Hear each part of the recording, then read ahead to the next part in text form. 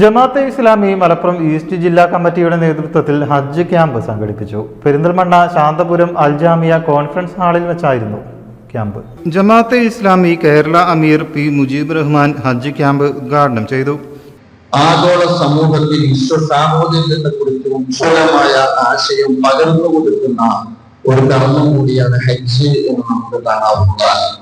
നമസ്കാരം പോലെ, നോമ്പ് പോലെ, സക്കാത്ത് പോലെ വിശുദ്ധ ഹജ്ജ് കർമ്മത്തിന്റെ ഏറ്റവും വലിയ സാമൂഹ്യമാനം അല്ലെങ്കിൽ ആഗോളമാനം എന്ന് പറയുന്നത് വിശ്വസാഹോദര്യത്തെ വിളംബരം ചെയ്യുന്ന ഒരു കർമ്മമാണ് വിശുദ്ധ ഹജ്ജ് കർമ്മം എന്നുള്ളതാണ്.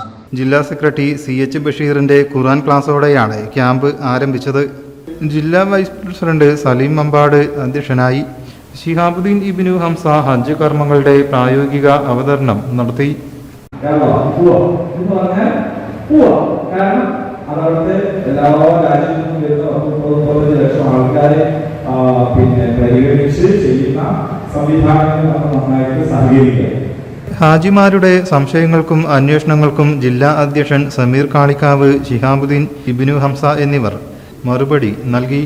ജമാഅത്തെ ഇസ്ലാമി സംസ്ഥാന അസിസ്റ്റന്റ് അമീർ VT അബ്ദുള്ള കോയ തങ്ങൾ സമാപനവും പ്രാർത്ഥനയും നിർവഹിച്ചു. ക്യാമ്പ് കൺവീനർ KP അബൂബക്കർ സ്വാഗതവും ജില്ലാ സമിതി അംഗം ഡോക്ടർ VM സാഫിർ നന്ദിയും പറഞ്ഞു. News desk, media vision.